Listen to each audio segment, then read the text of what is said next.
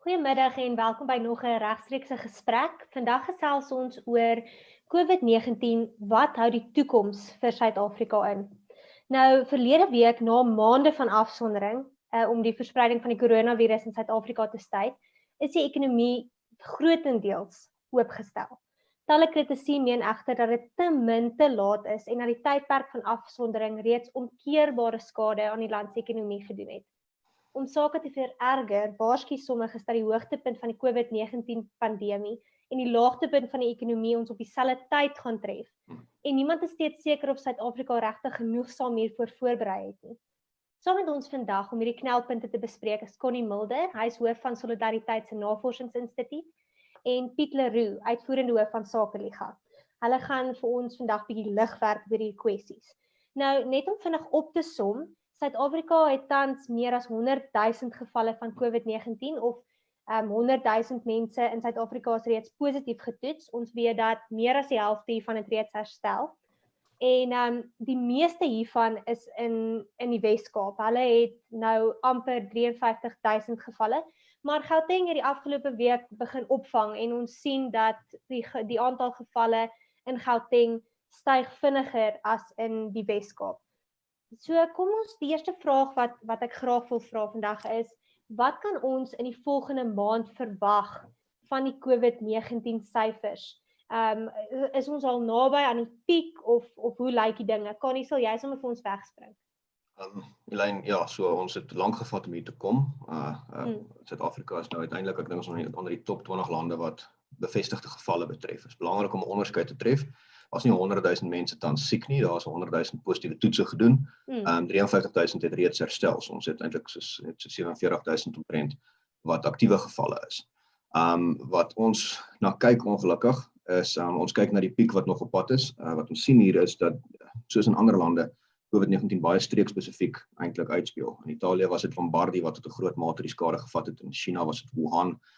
En dan van daar af versprei hy, maar ander streke is meer voorberei. Wat ons nou by ons sien is, die Wes-Kaap het tot dusver die meerderheid van die gevalle gehad en die meerderheid van die sterftes en die meerderheid van die siekte gedra, maar hulle piek is nog so entjie erg, maar dan sit Gauteng en die Oos-Kaap wat volgende in die ry staan. Die probleem met hierdie is, redelik eenvoudig, die Wes-Kaap is dalk die beste provinsie om dit gekry het. Hy is een wat die beste voorbereid was, hy is een wat die beste dit kon hanteer. As jy nou na die Oos-Kaap gaan kyk, sonder ek dink net aan die trotse manier waarop hulle motorfietsse as ambulanse aangeskaf het en die tipe vlak van gesondheidsorg, dan is daar's 'n wesenlike krisis op pad in die armer provinsies en moenie dink dat dit daar gaan eindig nie. Die manier waarop 'n virus werk is, hy versprei of ons hom nou reguleer of nie en of ons wil of nie, hy gaan aanhou versprei, dit gaan nie stop nie. En inteendeel met die verslaping van die grendeltyd het vanselfsprekend die verspreiding versnel. Nou is nie eintlik in Suid-Afrika is dit steurend. Dit lyk nie of ons grendeltyd 'n wesenlike impak gehad het buite na eerste 3-4 weke nie. Daarna is die verspreiding maar tot 'n groot mate eksponensieel besig om te groei, soos wat ons kan verwag. En ons is nou al in die plek waar meeste ontwikkelende lande is, waar ons toetsing nie regtig meer weerspieël wat aangaan nie. En ons nou eintlik moet begin kyk na die toetsing as 'n aanduiding van tendense, maar ons ander data moet begin gebruik om te sien wat gaan werklik by ons aan. So wat ons reg gekry het, en dit is eintlik waar ons regering so 'n bietjie die bal laat val het, ek weet nie 'n bietjie redelik hard die bal laat val het, is na die eerste 3 weke se inperking was daar nie veel meer nut aan inperking nie. Daar was nie veel meer nut aan om regtig nog gedoen nie. Wat ons toe reg gekry het is ons het vir pret en om Ebrahim Patel se kommunistiese koersdrome te bevredig, aanhou inperk. En nou sit ons op 80 plus dae en ons het nou mooi die laagtepunt van die ekonomie saam met die hoogtepunt van die siekte in die middel van die winter ingeskuif. En dit impliseer ons het van self op amper 'n perfekte storm geskep hier, weens die feit dat ons net te bang was. Die werklikheid van hierdie siekte is, jy kan hom nie uitwis nie. Nieu-Seeland sê nou hulle het hom uitgewis, maar dis tydelik per definisie. As jou grense oopgaan en mense daag weer op, gaan iemand weer jou aansteek. Uiteindelik moet jy deur die ding beweeg en dan word dit 'n jaarlikse siklus ding, soos wat die griep is. Dit is die doel van 'n inperking is nie om die siekte uit te wis nie, dit is om tyd te koop vir gesondheidsorg, om net min of meer kapasiteit te vergroot en kan dit hanteer. Ons het die tyd gekoop, maar ons het niks gedoen aan die gesondheidsorgkant nie, en ons het toe die strengste grendeltyd in die wêreld ingesit en ons ekonomie heeltemal aan die brand gesteek, en nou sit ons in 'n baie donker situasie as land, wat die volgende maand gaan betref. So ons kan kyk na 'n verdubbeling. As die verdubbelingskoers hou, dan behoort ons op amper 200,000 na 400,000 gevalle te wees, ja, teen einde Julie. Ek weet nie of ons noodwendig, want in daai tyd, die toetsing gaan nie noodwendig eers daar bykom nie, ons toetsing van 25.000 per dag is nie genoegsaam om regtig die omvang te kan sien nie. Die een getal wat belangrik is die persentasie positiewe toetse. En dit het gegaan van in Maart was dit 2% toe dit net die private sektor was, 14 April toe die publieke sektor begin bykom het ons tussen 3 en 5% positiewe toetse gewissel. En gistersinne was nou 17% van die toets wat gedoen het was positief. Dis wat ons in Italië gesien het. Net voor die piek is die toetsvermoë word oorweldig en uiteindelik begin ons nie meer mense toets wat ons weet dit het nie, maar wat lae risiko is. En dit is wat ons nou sien hier dan nie gebeur is. In die Weskaap het hulle dit nou amptelik aangekondig ook, hulle toets nie mense onder 55 as jy nie komorbiditeit het nie. So, dis kommerwekkend vir ons. Die laaste interessante verskynsel, wat eintlik nogal steurend is ons het 'n baie vreemde sterftepatroon. Is die res van die wêreld is mense onder 40 eintlik glad nie geraak deur die siekte tot 'n groot mate nie. By ons het ons steurend baie sterftes onder 40. Dis 'n baie groot persentasie van die ouderdomsgroep as jy hom net demografies soontoe gaan speel. En dit sê die vraag is dalk vir ons geantwoord op wat is die interaksie met HIV? Dit lyk of as jy op antiretrovirale middels is, dit nie 'n wesenlike verskil maak nie, maar as jy nie is nie, wat ongeveer 4 miljoen mense in Suid-Afrika is, dan blyk dit dat hy regtig nogal een van die ernstiger komorbiditeite is, soos in dieselfde vlak as diabetes of dan 'n hoë bloeddruk, wat die ander een is wat hulle wys. So dit sê vir ons is in vir 'n interessante tyd wat kom. Dit gaan teen nog 'n bietjie slegter gaan, maar ons het nie gedoen wat ons moes uit regeringsgesondheidsorg perspektiewe uit in die grendeltyd. Goed. So wat jy nou sê is Suid-Afrika het nie genoegsaam voorberei vir wat kom nie. Met ander woorde, ons het nog steeds nie genoeg beddens of ander hulpbronne nie. Is dit korrek? Nee, ons het nie gehad voor die virus nie. Ons het tydens die virus het ons baie moeite gedoen met warm hoenderverband en sulke goeder doen, maar ons het nie regtig gesondheidsorg aangespreek nie. En ons het nou nog steeds nie genoeg beddens nie. Ek dink ons het die kapasiteit wat ons bygevoeg het is marginaal indien enige iets. En ons probleem hiermee is ons hou aan met die ding nasionaal probeer bestuur. Is vanselfsprekend het van die streke in die Noord-Kaap nie tans ekstra kapasiteit nodig wat gesondheidsorg betref, want hulle word nie geraak deur die virus nie. Maar ons het die hele land op 'n lockdown gesit. Ons is omtrent een van die enigstes wat dit so erg gedoen het. Selfs China het net Wuhan op 'n lockdown gesit om te probeer die streeksgebonde aard van hierdie hanteer. Ons het die hele land op 'n lockdown gesit terwyl eintlik die Weskaap meer kapasiteit nodig gehad en die res van die land moes werk aan die ekonomie ten einde hulpbronne beskikbaar te stel sodat ons kan dan nou die virus beklei. Ons het ons vermoë om te beklei weggekalwe terwyl ons kapasiteit nie vergroot het nie. Sure. 'n baie interessante vraag wat ons nou hier inkry. Jy het nou gepraat van wanneer ons die piek gaan bereik en ons het nou gepraat oor die piek, maar hoe weet ons hoe ons die piek bereik? Wanneer is dit sulke tyd? Tradisioneel kan mens begin sien dat jy die piek bereik het wanneer jou daaglikse nuwe gevalle minder begin word as jou herstel of net as dit tenminste hy maak so troggie as hy begin afneem. Want dit is nie dat daar nie mense meer aangesteek word nie, maar jou daaglikse nuwe gevalle moet minder wees as die vorige dag, elke liewe keer. By ons het ons nou geskuif van 65 daaglikse nuwe gevalle in April toe Dr. Karim gepraat het. En ons begin nou hier naby aan 4-5 000 nuwe gevalle kom en elke dag word dit meer. Of dit bly redelik konstant. So wanneer ons wil kyk na afplatting in die daaglikse nuwe gevalle. Ons probleem is dat dit al hoe duideliker word, ons toetsingvermoë is besig om oorweldig te word en dit nie reeds is nie. En dit impliseer dat ons nie vreeslik baie meer kan staat maak op daai data nie. Ons begin nou meer informeel kyk na net sterftes en dan nou hospitaalkapasiteit deur letterlik mense by hospitale te kontak. Vra hoe lyk dit, hoe lyk julle sale, as julle vol, as julle nie, wat gaan aan? Hoe gaan dit daar? En daar is die prentjie dat die Weskaap is vol en Gauteng en die Oos-Kaap is besig om vinnig vol te word met uitdagings, maar die res van die land is dit eintlik nogal doodstil. Daar's geen rede waarom die Noord-Kaap byvoorbeeld op vlak 3 of vlak 4 moes wees ooit nie. Hulle kon baie maklik vol ekonomies aangegaan het sonder enige uitdaging. Ons regering ten minste het nou basies elke klein handelaar op 'n plattelandse dorpie toegemaak vir 'n probleem wat eers in die metros gaan wees en eers baie later toe gaan versprei indien hy ooit op daai vlak daar uitkom. Ja. Piet, ek wil graag by jou hoor op 'n ekonomiese vlak, want almal redeneer maar die groot ekonomiese hubs is eintlik maar in die Weskaap en Gauteng.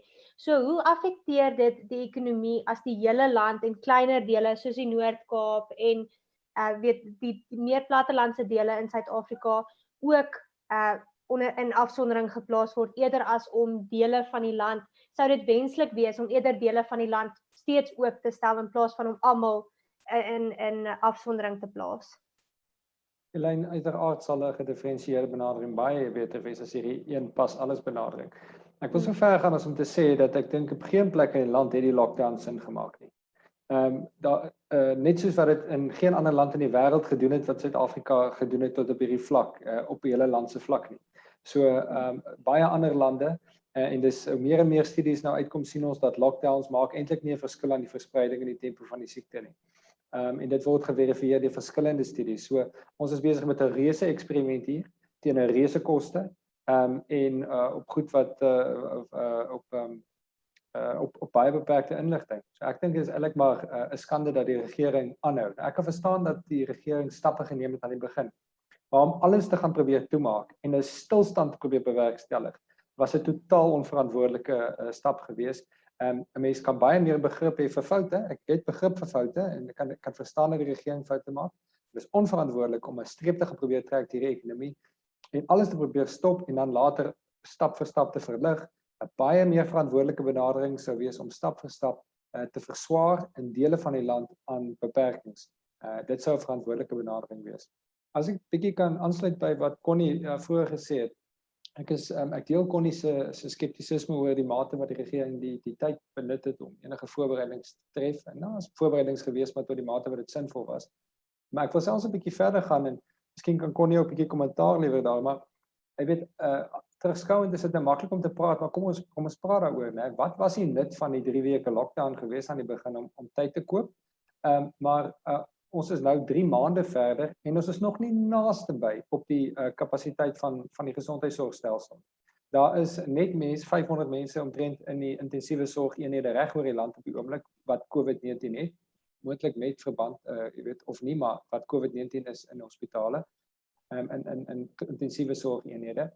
En dan is die totale sterftes, en dis vir my nogal die belangrike syfer om na te kyk, eerder as die infeksies, want die infeksies naspeuring hang af van hoe goed jou toetsvermoë is. So, maar jou hoeveel mense doodgaan is 'n syfer wat nie weggesteek kan word. Hy staan vir jou uit. Daar is nog minder as 2000 mense in Suid-Afrika dood in hierdie hele tydperk aan COVID-19. Nou dis hoeveel in Suid-Afrika in elk geval op 'n gegeewe dag in piektyd in die land enige tyd in elk geval doodgaan. Ons is op die oomblik by die ekwivalent van 1 dag se ekstra sterftes per jaar. En nou ek stem saam met Connie, die sterftes gaan toeneem en ons is die enigste plek in die land wat waarskynlik naby sy piek is die Weskaap. Maar ander dele van die land sal mens maar nog groei sien. Maar as mens vergelyk die patrone wat ander lande ervaar het, jy pas dit hiertoe en jy fokus op die hoeveelheid sterftes, staan ons op tussen maksimum 'n 10de en so min as selfs 'n 25ste van die aanvanklike sterfte ramings. So wat ek dink om op te som die lyn die gegeewe die mate waartoe ons duidelik sien dat hierdie siekte nie so ernstig is soos wat aanvanklik geskat is nie. Selfs 'n 10de so min of 'n 25ste so min. So op dieselfde vlak behoort ons eintlik lockdown te skrap, want ons sou nie lockdown in die eerste plek ingestel het as ons gedink het die siekte is 'n 10de of 'n 25ste so erg soos die aanvanklike ramings. Sure. Nou, Piet, kan jy ook vir ons net 'n bietjie sê wat is die mate van skade wat die lockdown op ons ekonomie aangerig het? Waar staan ons tans? Ons weet nou Statistieke Suid-Afrika het pas bekend gemaak dat 344,000 meer mense as in die 4de kwartaal verlede jaar nou ook werkloos is. So ons sien al klaar 'n reuse stygings in ons werkloosheidssyfer. Wat presies is die mate van skade wat die afsondering aan die ekonomie gedoen het? As 'n mens wil probeer om te kwantifiseer in die lyn, dis maar 'n ramingsoefening. Sal ekonome soos Dawie Rood en ander vir jou sê, hulle raam tussen die mees optimistiese sê 5% daling in BBP, die ergste sê meer as 10. Vir inkrimping in bruto binnelandse produk vergeleke met verlede jaar. En dit is ek dink heeltemal moontlik. En dit sê vir ons maar met ander woorde, ons kan tot 'n 10de so min produseer vanjaar as wat ons verlede jaar produseer. Tot 'n 10de minder produseer vanjaar as ons verlede jaar produseer het. En dit is ongelooflik. Nou die skade maar dit wissel maar 'n bietjie. Ek dink op plekke waar mense die lockdown meer geïgnoreer het of wyse gevind het om rondom dit te beweeg of wat beperkings vinniger gelig is, sien ons minder skade. Maar selfs in die restaurantbedryf en die toerismebedryf en die jagbedryf gaan ons blywend sien en ons sal onvermydelik likwidasie sien en die loop van die jaar sal daai data maar na vore kom. Maar die wat is, jy weet, is soos wat is die verskil tussen 800.000 triljoen en 950.000 miljoen triljoen is nog steeds verskriklik baie. Dis hoeveel skade daar in die ekonomie aangerig. Sure. Connie, wat dink jy is die ergste skade wat die ekonomie aangedoen is? Helen, die ergste skade is die laaste 10 jaar en dit nou so 'n kersie op die koek deur die ANC deur hierdie ouetjie. Daai werkloosheidsyfers is eintlik dis ongelooflik, dis gruwel leeswerk. As jy in ag neem, dis kwartaal 1, dis voor hierdie pandemie en ons is reeds oor 30% werkloosheid met jeugwerkloosheid wat op 59% staan. Nou wat gebeur in 'n huidige klimaat is, jy het besighede toegemaak met regulasies, wat impliseer skielik het jy 'n klomp mense wat teruggooi word in die arbeidsmark, maar hulle sit nou met ervaring en kwalifikasies en nou moet jong mense teen hulle kompeteer en hulle kan net nie. So jeugwerkloosheid is die een wat 10-1 gaan regtig ernstig toeneem. En dan begin ons praat van 60-65% jeugwerkloosheid wat amper ondenkbaar is. Hoe gaan ons die jong mense 'n kans gee om enigstens in die arbeidsmark in te kom? Maar dit is nie weens COVID hierdie nie. Hierdie is weens 'n volgehoue eintlike sabotasie van ons ekonomie deur beleid, deur die ANC die laaste 10 jaar. Ons het al die fiskale ruimte opgebruik. Wat mense geneig is om te doen, veral as jy nou in Amerika kyk wat baie uitdruklik gebeur het is, met die afswaai van die ekonomie het ouens of kort tyd ingestel, maar dit het nie noodwendig net hulle mense afgedank nie. Hulle weet mos daar kom 'n herstel en jy probeer so lank as moontlik jou werkers vashou totdat jy nie anders kan nie. Afdanking is die heel laaste uitweg van meeste maatskappye. By ons het die ouens reeds hierdie stappe moes doen die laaste 10 jaar net weens die ekonomiese druk waaronder ons verkeer. Nou gooi jy hierdie bo op dit. So die skade gaan enorm wees. Apokalipties is amper nie 'n slegte beskrywing nie. Ons skattings is dit gaan hier tussen, dit is baie moeilik. Vanaf 5% dink ek is bietjie optimisties. Maar ek weet ook nie of ons sommer bo 10% daling gaan sien nie. Ek dink ons gaan realisties tussen daai twee, so 7-8%. Daarso tref. Die kommerwekkende deel is dat werksverliese volg altyd op BBP koeine. Dit is nie dat die twee saam gebeur noodwendig. Dis eers die BBP wat duik en dan word mense afgedank en dit daarna. En wat ons gaan sien dan is nie hierdie kwartaal nie, ons gaan 10-1 regtig 'n bloedbad hê. Kwartaal 3 2020 gaan ons sien wat die werklike impak hiervan was en die probleme daai is dit vat lank om te herstel ook. Vir ons is die groot uitdaging as jy nou na Amerika se ekonomie kyk net as voorbeeld. Hulle is besig om te herstel, hulle is amper klaar weer terug waar hulle was. Die Dow Jones is weer redelik op die vlakke van Februarie. Werkloosheid het alhoewel hulle gedink het hulle gaan poste verloor, het dit andersom toe gegaan, het poste bygevoeg. Dit is 'n mengsel. Die groot voordeel wat hulle het is hulle kon hom per staat hanteer. So waar New York regtig moeilikheid gehad het, en die res van die state kon ekonomies aangaan en het jy nie die hele land verlam gelyk nie. Hulle gaan verseker herstel, hulle fundamentele waardes rondom die ekonomie was reg en was in plek gewees voor die krisis. Ons sit met 'n siklike ekonomie voor die krisis wat op sy knieë was, wat nou getref word deur hierdie. So ons kan verwag dat jy 10-1 'n verbrokkeling van Suid-Afrika se ekonomie gaan sien, baie meer streke toe, wat jy eintlik reeds aan die gebeur gesien het. Is alhoewel die ekonomie krimp het elke provinsie nie gekrimp nie. Die krimping sou primêr op sekere plekke gevestig gewees en ander nie. En daai tendens behoort te versnel dat ons nou gaan sien sekere areas gaan ekonomies goed doen of net groei ten minste, waar ander dan nou regtig desperaat eintlik in daai gaan stort. Ons is besonder bekommerd oor en dit is wat my hart breek is die platteland wat regtig nie nodig het om op 'n inperking te wees nie. Daar's baie dorpies met geen gevalle, geen aktiewe gevalle nie. Maar hulle mag nie oopmaak nie en hulle gaan die ouens wees wat uiteindelik die skade betaal, terwyl in die metro's waar jy sit met sekerlik moet jy nou beperkings hê op en veiligheidsregulasies rondom die siekte. Maar hierso het jy 'n baie groter kans om te herstel, jy het meer infrastruktuur, al daai goeders. Platteland was in die moeilikheid voor hierdie. Ek weet nie of hulle noodwendig dit gaan oorleef nie. Daar gaan baie besighede wees wat toemaak hier.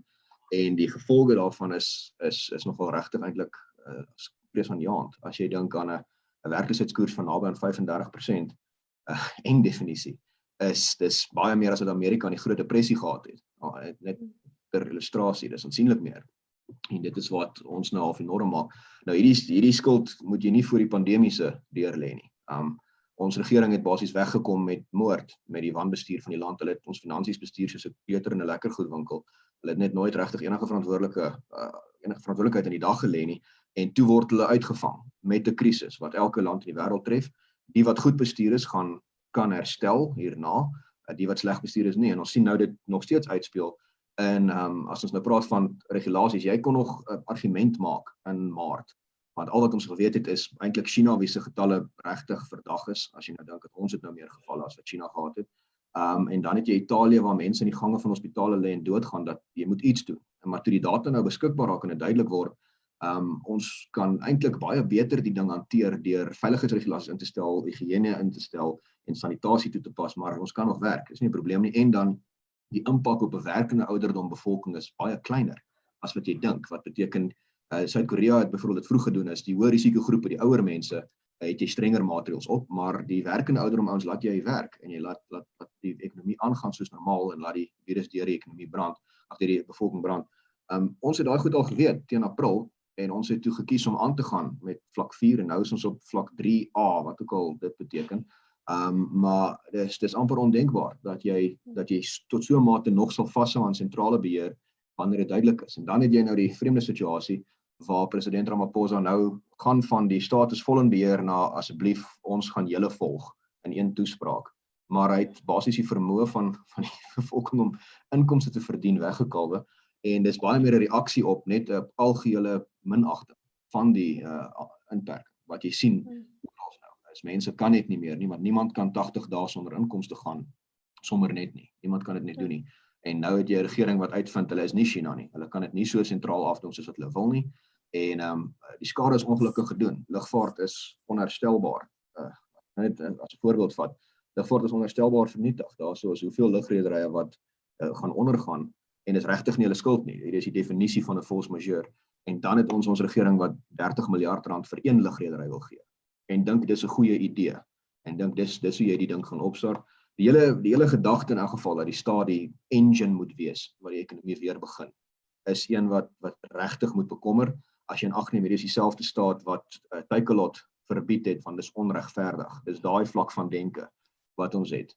Is die ouens wat warm hoender in 'n Woolworths verbied het, ek verstaan eerlikwaar nog steeds nie hoekom nie. Daar's verskeie van die regulasies ons nie kan verduidelik nie, maar dis die denke wat nou vir ons sê, hulle gaan met 'n 500 miljard rand stimuluspakket die ekonomie aan die gang kry. Nou die steurende deel van daai is, ons begrotingstekort was reeds eintlik myle verby wat dit moes wees vanjaar. Ons is oor die fiskale afgrond al. Ons het net so 'n bietjie uitgestel.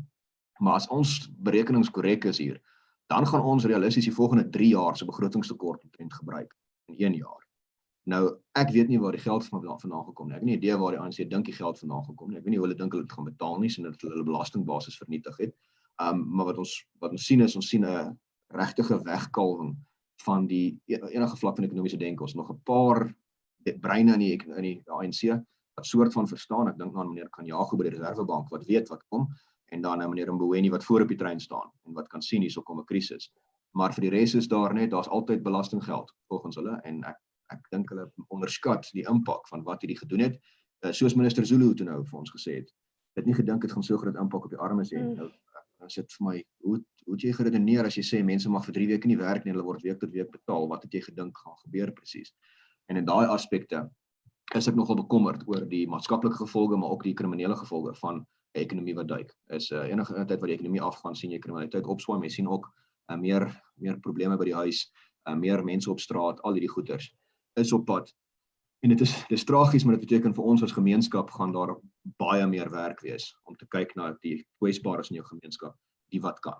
Dit gaan 'n baie groter probleem word as wat dit reeds is, en as jy vermoond is op enige manier, dan gaan jy regtig moet seker maak dat jy betrokke is ergens om weer mense help wat hierso op die pad geval het. Sure. Nou, terwyl jy nou praat van Tito Mboweni, hy is tans besig om die aangepaste begroting voor te lê in die parlement.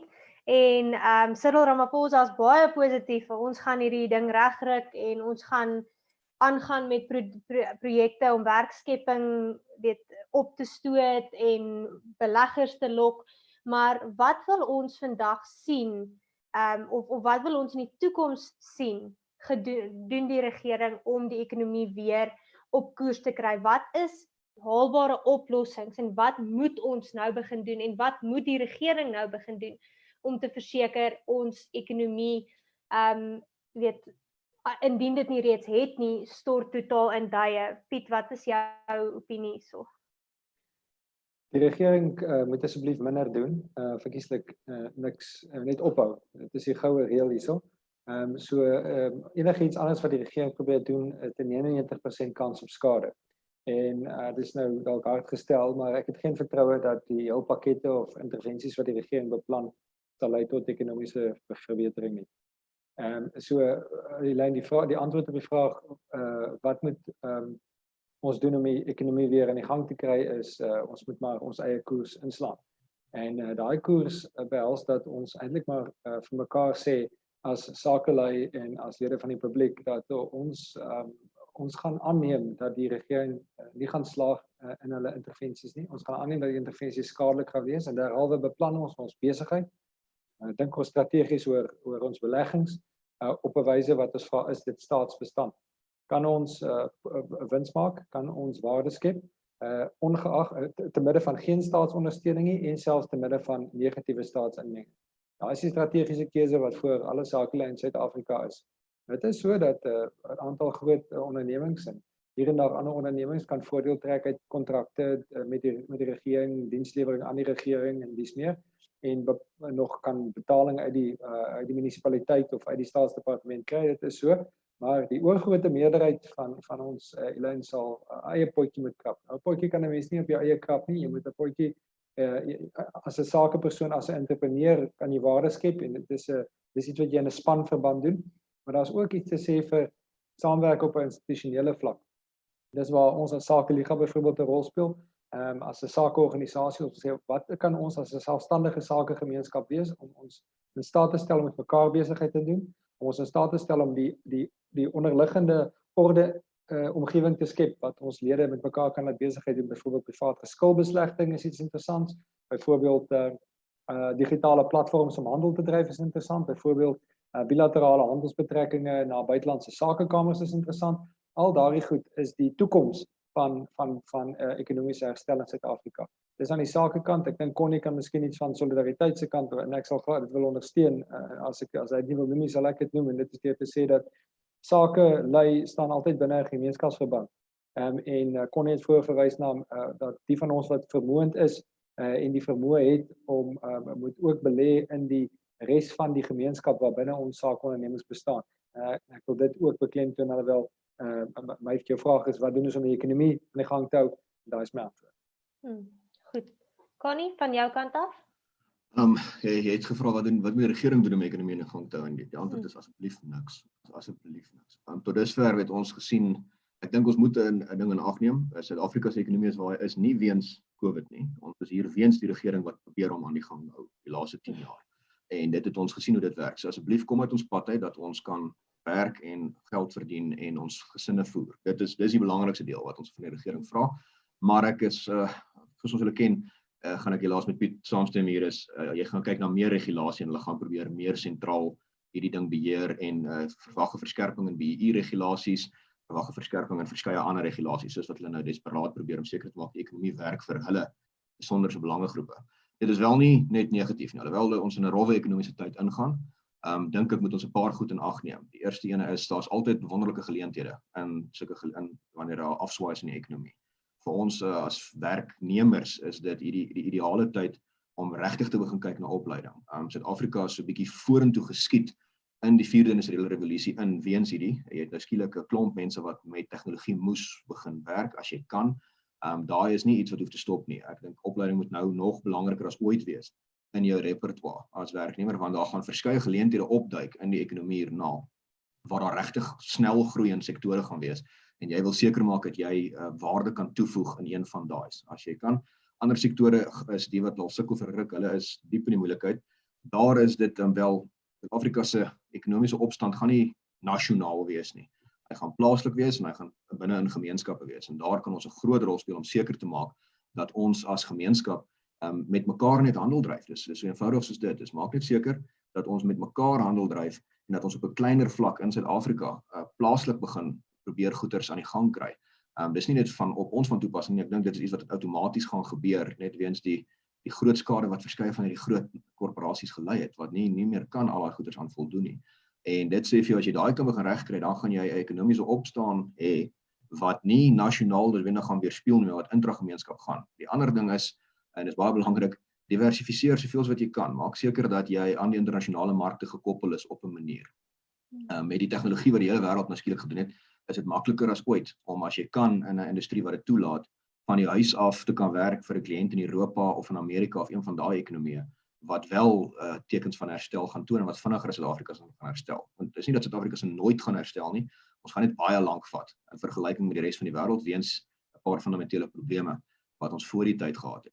So daar is baie geleenthede, veral vir ons gemeenskap, is ons eintlik in 'n ideale posisie want ons is die beste georganiseerd om sonder die staat deur die weg te kom van alle gemeenskappe in Suid-Afrika weens ons noodgedwonge uitgeskuiwery deur die staat die laaste 26 jaar waar ons probeer uit die formele ekonomie uitdruk het en ons dan nou alternatiewe strukture moes vestig. Daar kom 'n wrede ontnigtering vir verskeie ander gemeenskappe wat gereken het daarop dat die staat altyd sal verskaf en wat nou gaan uitvind die geld is op, was nie meer vermoë nie en hulle kon eintlik nog nooit regtig welvaart skep nie. Hulle kan dalk die atmosfeer probeer skep daarvoor, maar hulle kan dit nie self doen nie. En dis hoekom ons is van al die groepe in Suid-Afrika dink ek het ons een van die beste posisies tans, maar die werklikheid jy gaan in jou kop moet 'n ding aanvaar en dit is jy het nie regtig meer 'n regering nie. Jy gaan 'n regering wat op die beste neutraal is en op die slegste vyandig teenoor jou gaan staan. Ekonomies in die volgende ruk, want soos wat die ekonomie krimp en die druk verhoog, sal jy dit nou reeds begin sien, die ANC se eerste opsie uit was om 'n hele rasveldtog te loods teen om een van 'n vreemde rede, minderhede in ons land wat nie enige swart Amerikaner al ooit doodgemaak het nie, maar ons word geteken skielik. Ek dink nie ons moet dink dat die EFF noodwendig gaan minder radikaal raak nie, hulle gaan meer raak, die ANC gaan ook meer na daai rigting toe skuif. Jy kan kyk na 'n meer vyandige staat, maar die voordeel is ons het nou gesien wat is hulle vermoë, ons het gesien wat kan hulle doen en die antwoord is eintlik nie besonder baie nie. Ek dink die tyd is ryp daarvoor om dinge in eie hande te neem en te sê maar ons gaan sonder 'n sentrale regering of dan met hulle inmenging ten minste kan ons regtig groot suksesse bereik in die geleenthede wat opduik in hierdie krisis. So met ander woorde wat julle sê is ons kort meer beleidsvryheid, ons kort minder inmenging, ons kort kort die vryheid om meer ons eie ding te doen en eie besluite te neem. Maar wat ons, soos julle nou vroeër genoem het, toenemend gesien die afgelope tyd was al hoe meer regulasies en heeltemal belaglike onsinnige regulasies. Byvoorbeeld hoe dinge nou staan is jy mag in 'n taxi saam met 'n klomp mense ry, na 'n casino toe gaan, daar oorslaap in 'n hotel, maar jy kan nie by familie gaan kuier nie en jy mag nie rook nie. So wat ek wil net probeer net graag verstaan, hoe werk die regering se denkproses hier agter? Hoe redeneer hulle wanneer dit by hierdie tipe regulasies kom? Is daar enigsins method in the madness? Is daar enigsins sin aan hierdie tipe regulasies of van die regulasies wat hulle steeds handhaaf? Okay, ek sal aanvaag om te probeer. Elaine, daar is denke, maar dit is nie, die doel is nie noodwendig om Suid-Afrika se ekonomie te red nie, die doel is om politieke skade te beperk, dit wat ons kan sien. En dit beteken, ons het dit eintlik al gesien met die heel eerste toespraak toe president Ramaphosa die land vir 2 ure laat wag om sy party toe te spreek. Dit sê vir jou waar jou prioriteite lê.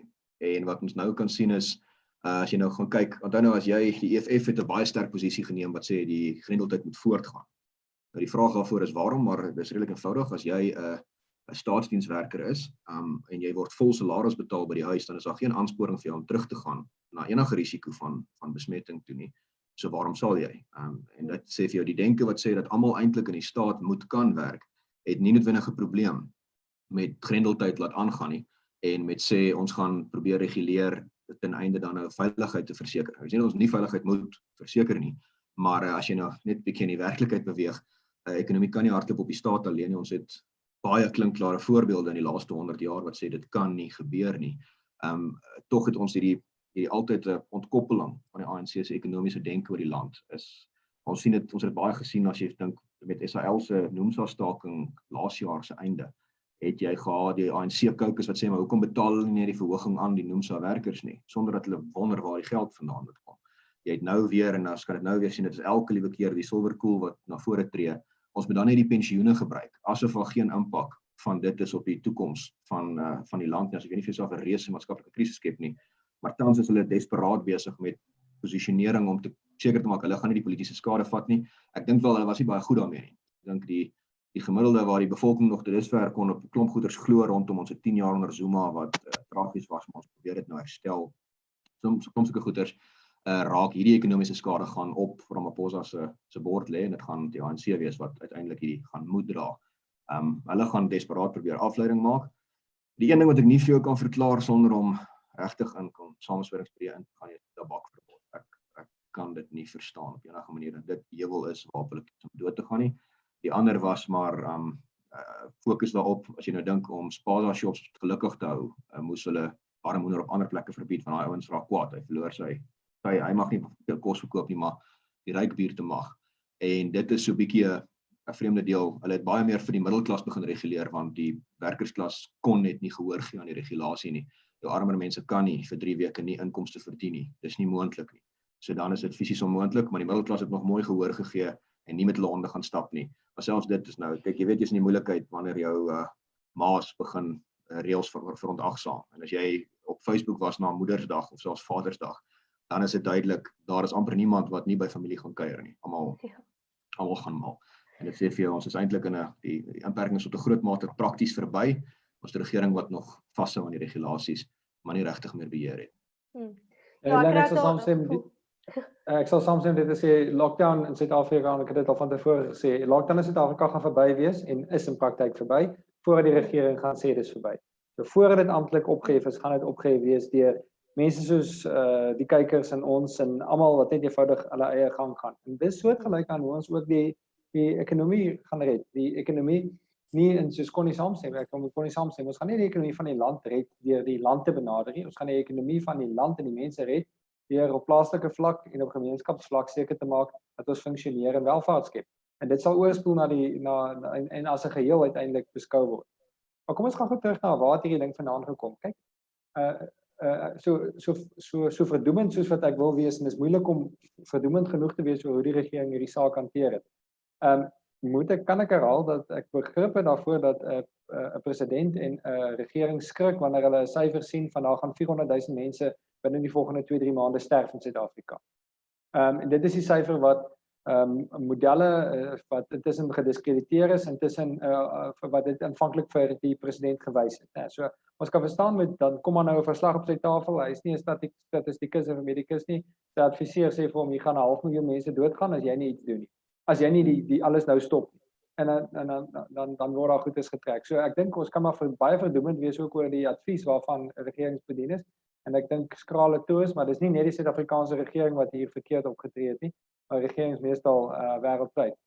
Nou maar jy vra wat gaan aan in die denkprosesse om hierdie besluite te neem. So ek dink in die aanvanklike denkprosesse is daar hierdie skrik en dan hierdie bureaukratiese impuls van maar ons gaan nou die land bestuur net soos wat ons die ekonomie en alles probeer bestuur. So dan word daai denkpatrone en daai ou gewoontes voortgesit en dan kort voor lank kan sien ons daar word BEE toegepas in hierdie tyd en dan na rukkie is dit openlik die strategie van meneer Ramaphosa om te sê ons gaan nou hierdie krisis nie meer gebruik om gesondheid te bevorder nie, ons gaan dit nou gebruik om die ekonomie te herstruktureer. En as dit jou uitgangspunt is, nou begin jy die regulasies toepas en beoordeel aan die hand van hierdie nuwe gestel kriteria, naamlik transformasie. So ons het gegaan van 'n virus situasie wat verkeerd hanteer is en ons kan dit verdoem, maar ons kan dit tot 'n mate verstaan. Nou baie vinnig het ons nou 'n transformasievirus en die regering versprei hom ongelukkig. Sure. En ek dink is net 'n totale onvermoë om te kan bestuur. Hulle wil graag die situasie bestuur, maar hulle het net nie die vermoë om dit te doen nie, lyk dit my. Ja, ek kan met jou saamstem daar's ek dink 'n rede hoekom baie van die regulasies wat ons nou het nog op die boeke is omdat die regering nie vermoë het om dit terug te trek nie. So hulle dis hoekom dit ook meer as 'n week baie keer vat nadat president Ramaphosa verandering aankondig vir die regulasies om geskryf te word. Die rede hoekom hierdie goed so lank duur is die bureaukrasie se onvermoë om aan sy eie prosesse te voldoen. Yes. So van die os op die jas, Piet, ek sien nou Mboweni het gesê hy beplan nie vir nou om belasting hoër te maak nie. So met ander woorde hy beplan nie om belastingbetalers se geld te gebruik om die groot tekort aan geld wat ons het te vul nie. En ons weet nou van die aansoek by die monetêre fonds vir geld en by allerlei buitelandse banke Ekskuus tog. Waar kan die regering nog geld vandaan kry? Is dit by die pensioene? Waar gaan hulle waarskynlik soek vir geld in die komende jaar? Ja, regering kry op 4 maniere geld. Een is hulle stel belasting in. En die rede hoekom meneer Mboweni het nie verhoog nie is omdat hy waarskynlik nie ekstra geld gaan inkry as hy het verhoog nie. Mense, daar is nie geld om in te kry as jy verhoog het.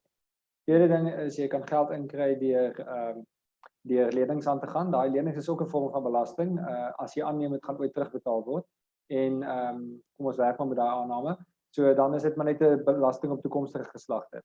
En dan die derde manier is jy kan onteien. So jy kan pensioenfondse en sulke goed verpligte beleggings maak. Dis al vorme van onteiening met gedeeltelike of sonder vergoeding. So vorme van onteiening anders as belasting soos pensioenfondse of ander bates is vorme van geld. Ek dink die pensioenfonds is waarskynlik op die horison. En dan is daar die laaste vorm en dit is die monitering van jou staatsskuld. En dis wanneer jy direk na die Reservebank toe gaan en jy kry die Reservebank om direk staatseffekte te koop. En wat jy eintlik dan doen is jy verhoog inflasie. So jy is soos in die lyn as jy of ek gaan en ons sit hier in die agterplaas van ons drukpers op en ons begin rande druk en ons begin goed daarmee koop, dan verwater ons al die ander mense in die land se geld. So ons steel eintlik 'n bietjie van elke ander persoon in die land want ons verminder sy koopkrag. Sonder dat ons gewerk het, sonder dat ons produksie toegevoeg het, ontneem ons ander van produksie. En regerings wêreldwyd doen dit maar. Suid-Afrika doen dit teen 6 plus minus % per jaar. Dis die inflasiekoers aan die verbruikerskant. As jy dit te vinnig doen, dan kry jy Zimbabwe of Weimar Duitsland en as jy dit bietjie stadiger doen, dan kry jy Europese Switserland gevalle wat te lae 0,iets% VPI inflasie. Nou ja, dis die 4 maniere hoe ek geld gaan inkry. Meneer Mboweni se korttermyn doel is waarskynlik om geld te leen. Hy gaan baie rente daar betaal en dan sy langtermyn of sy ander mediumtermyn opsies is waarskynlik pensioenfondse en dis meer. En dan in langtermyn, dis nie meneer Mboweni se plan nie, maar dis 'n paar ander manne se plan. En dis ook baie keer onverwendbare as jy genoeg begin leen en jy wil op die ideologiese pad voortgaan wat die regering gaan, dan vat jy na 'n rukkie aan die Reservebank en jy moniteer die skuld en dan betaal elke houer van rande betaal dan daai skuld. Sure. Okay. Dit is nogal 'n kommerwekkende sake wat jy daar noem alles. Ons het nou gesien dat die industrie die afgelope week, meeste industrie, restaurante, haarkappers is gelukkig nou stadig maar seker besig om oop te maak. Ons kan nou in restaurante sit en 'n koffietjie drink. Ons hoef nie meer net te bestel en te ry nie. Wat is van die regulasies of kom ek sê eerder die manier van doen en manier van leef waaraan ons nou gaan gewoond raak? Hoe lyk die toekoms? Hoe gaan ons in die toekoms na fliekteaters toe gaan, na restaurante toe gaan, reis? Wat is van die veranderinge waaraan ons gaan moet gewoond raak binne hierdie nuwe post-COVID-19 wêreld?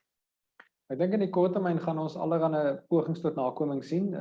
Byvoorbeeld veral op skole, hoe nader jy aan die regering is en hoe meer effektief jy as organisasie is, so veral voormalige model C skole byvoorbeeld, daar gaan ons nou allerlei toepassings sien van kinders met so ver uit mekaar sit en mag nie pauses aan mekaar raak nie en daar's die krisis op die rugbyveld. Ons gaan sulke skreiende verhale nou in die komende tyd sien. Dis eintlik skandelik want meeste skole in Suid-Afrika gaan hoegenaamd nie toepas nie en hulle het eenvoudig nie die vermoë nie. So eintlik al wat ons hier doen is ons laai administratiewe las op 'n klein deeltjie van die ekonomie en die samelewing vir geen maatskaplike en gesondheidsvoordeel nie. Maar ons gaan dit sien en ons gaan pogings tot nakoming sien. In die private sektor, plekke soos restaurante, groter bedrywe, organisasies, maatskappye, daar gaan jy nakoming sien, veral in 'n poging om reguleerders tevrede te stel. So hoe meer die mense op risiko is om lisensies te verloor of enige so iets, hoe meer gaan jy nakoming sien. Plekke soos myne het in elk geval gesondheidsprotokolle wat hulle in plek stel. So met bepaalde klein wysigings gaan jy reeds in baie plekke nie te veel ontwrigting sien nie. Maar dan jy weet, wie van ons gaan restaurant toe gaan om agter 'n masker te eet en agter 'n glasmuur vir 'n gesellige kuiertjie te gaan? So my vermoede is dat ons in die gasvryheidsbedryf, in die toerisme sektor en in die restaurantbedryf aanvanklike pogings, jy weet, almal gaan die boksies afmerk net om oop te bly en dan behalwe as hulle alkohollisensie het wat hulle bang het om te verloor, hoe minder regulatoriese blootstelling die organisasies het en hoe meer desperaat hulle is, hoe meer gaan hulle die regulasies ignoreer. Ek dink dis onnakombaar, so ek dink mense gaan dit ignoreer. Maar daar gaan pogings tot nakoming wees, maar in praktyk gaan dit verbygaan. Ek was die naweek op 'n baie nakomstige uitstappie gewees en dit was by 'n interessante oord gewees en ons het daar gaan stap en meeste mense het nie maskers gedra nie. Hulle is nou en dan gemaak of hulle 'n masker opsit en dan hulle gang gegaan en so aan en dis net die praktyk van die saak. Is iets onmoontlik om na te kom. Ja.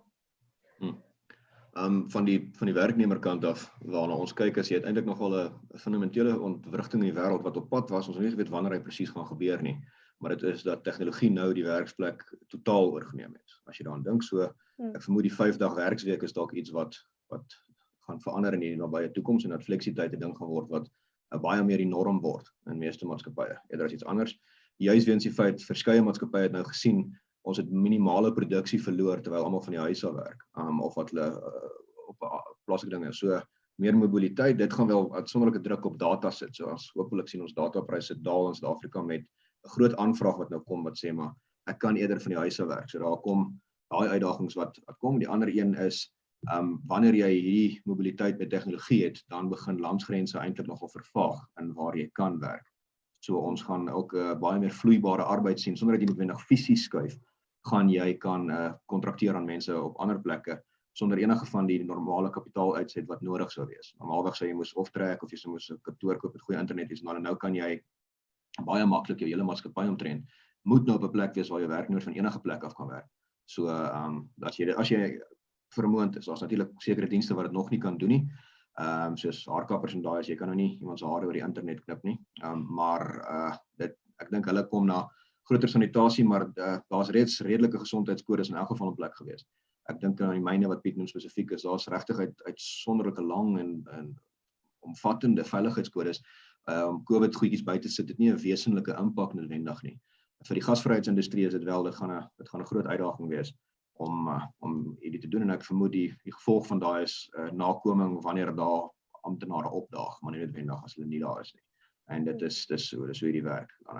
Vir die werknemer is dit, ons aan die begin genoem, daar gaan baie geleenthede kom vir jou om dan nou die wonderlike lewenskwaliteit en koste van lewe in Suid-Afrika te hê, maar jouself bloot te stel aan internasionale markte as jy voldoende opleiding nou kan doen. So regtig nou is die tyd om 'n opleiding te belê in jouself en seker te maak dat jy tegnologies vermoënd raak dat jy die nuwe afstandwerk werklikheid wat gevestig gaan word. Tot dusver was dit daar uitsonderinge, sekere ouens werk afstand en ander nie. Ek dink ons gaan baie meer begin kyk na 2-3 dae van 'n week en nie as jy kan 4-5 dae van 'n week afstand werk nie. Maar dit is vir 'n werkgewer ook nie noodwendig, dit is aansienlik goedkoper om dit so te doen. Jy het nie reiskostes nie, jy's 'n beter werkgewer, jy's gelukkiger en jy het meer vryheid en buigbaarheid. Ons het dit reeds gesien tot 'n mate met die gig-ekonomie wat aan die koms was. Ek dink ons het net 'n paar jaar in die toekoms gespring wat al daai tendense betref. Ja, ek dink daar's van die mense wat wel sal redeneer, dit maak 'n bietjie inbraak op jou. Jy het nie meer 'n regtig so 'n rigiede werkstyd nie. Jy het baie meer fleksiteit, maar dit veroorsaak ook dat party mense nooit ophou werk nie, nê. So ek dink dit gaan nou met ander uitdagings kom, soos jy sê, jy moet altyd op 'n plek wees waar jy koneksie het, jy moet altyd alle ure van die dag moet mense jou in die hande kry. So ek dink dit is heeltemal 'n nuwe omwenteling waaraan ons ook gewoond gaan moet raak. Wat natuurlik voordele, jy hoef nie verkeerd te sit nie, maar nadele is jy moet 24 uur beskikbaar wees en jy kan nie regtig ooit afsluit nie, maar ja, ek dink oor so 'n paar jaar gaan dit ook maar vir ons niks niets wees nie, nê. Nou, daar's vreeslik baie lesers wat vra oor die pensioenfondse. Hoe kan ons pensioenfondse beskerm? Want ons het nou reeds vir mekaar gesê dit lyk asof dit nou op die horison is, dit is die regering se volgende teiken. Wat kan prakties gedoen word om pensioenfondse te beskerm? Piet, kan jy dalk vir ons raad gee daarso? Wel, ek dink twee goed, een op 'n institusionele vlak en een op 'n persoonlike vlak. So die persoonlike vlak is moeilik om te doen, maar maklik om te antwoord, en dit is dat jy moet afhangende van jou persoonlike omstandighede, jou ouderdom, hoeveel jy gespaar het, hoe dit gediversifiseer is en so aan, en wat jou toekomstige verwagtinge is, moet jy maar 'n finansiële adviseur raadpleeg. En soos altyd moet jy uiteindelik self besluit wat doen jy met jou fondse en moet jy dit diversifiseer en jy moet die belastingafwegings opweeg. Nee, maar dit is iets wat jy op 'n persoonlike vlak saam met jou finansiële adviseur doen op grond van jou omstandighede en jou inskatting. Wat ons op 'n institusionele vlak kan doen, is om as organisasies en as gemeenskap 'n kombinasie van regsaksie, openbare druk en internasionale druk uit te oefen teen hierdie stappe. Daar's 'n paadjie wat voor lê voor die regering suksesvol sal wees, maar nou moet ons onthou, dit is nie ondenkbaar dat regerings dit doen nie. Trouwens, die nasionale party regering het dit ook gedoen.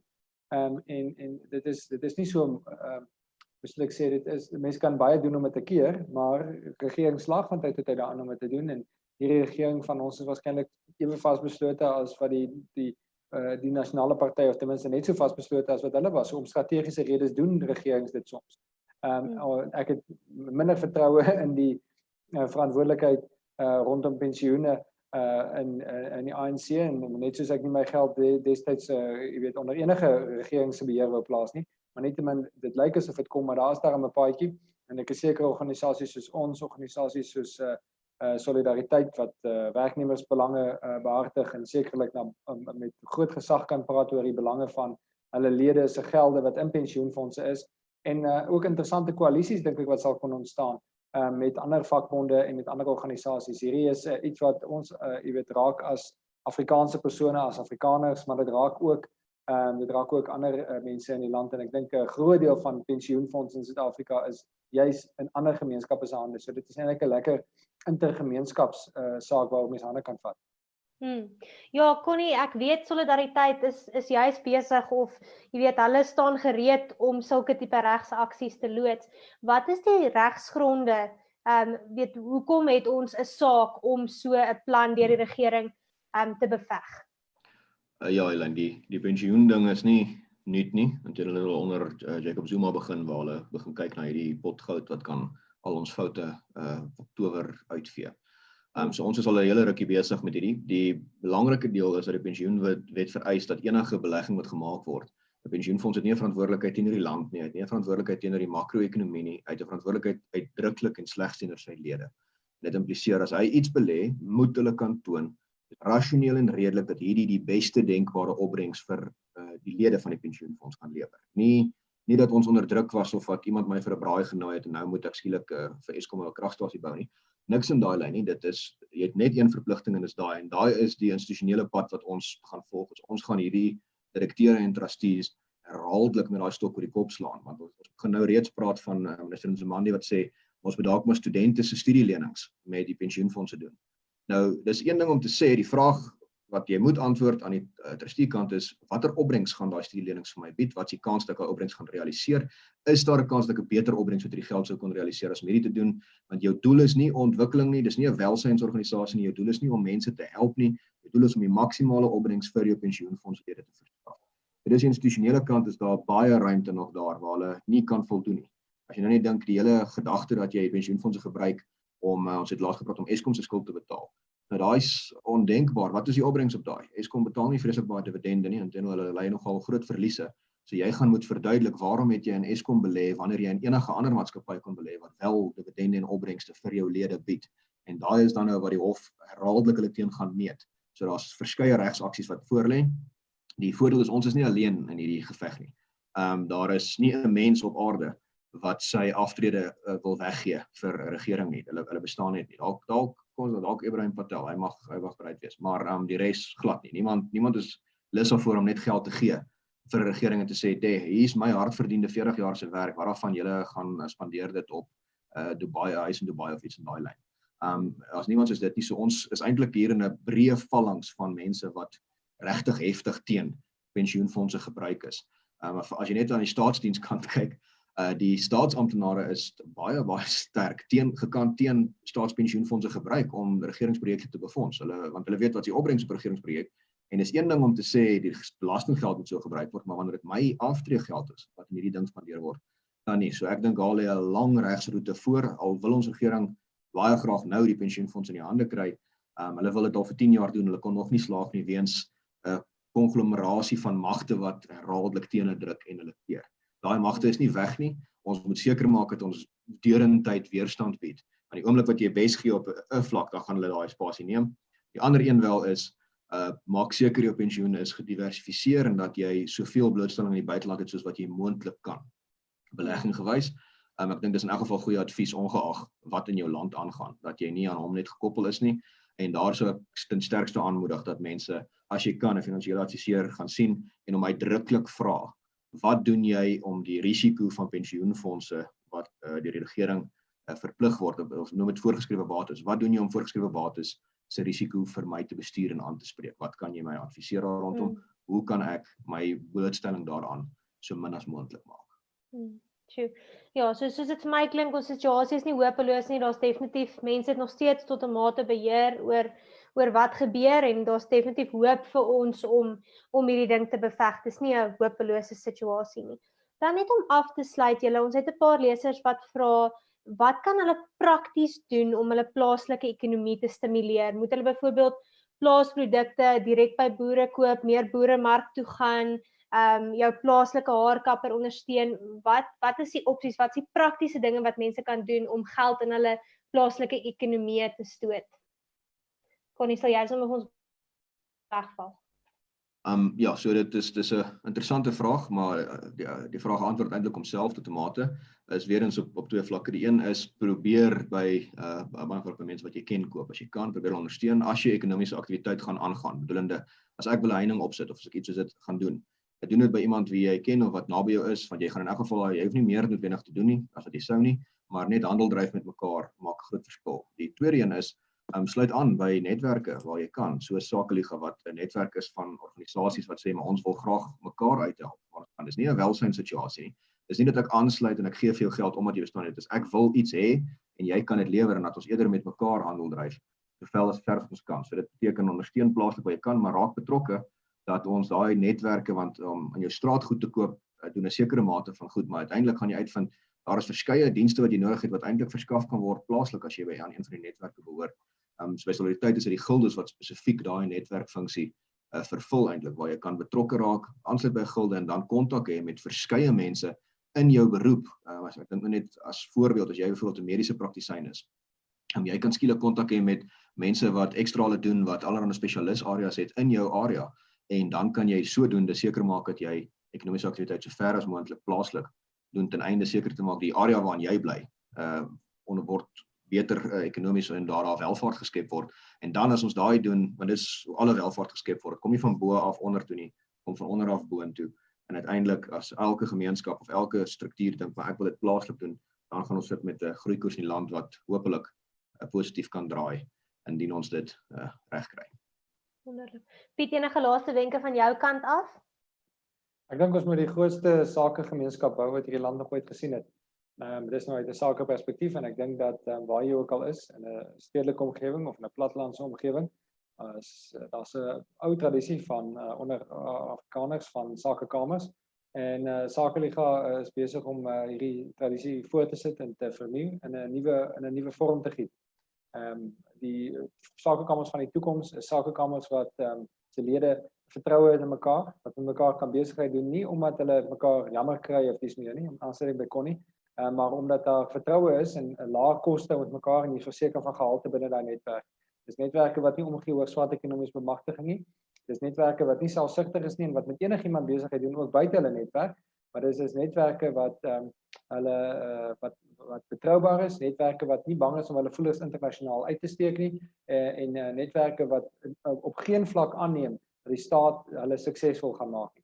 Dis netwerke wat aanneem dat hulle self die voorwaardes vir hulle eie finansiële sukses moet skep en hulle self staatsbestand maak waar nodig. Goed.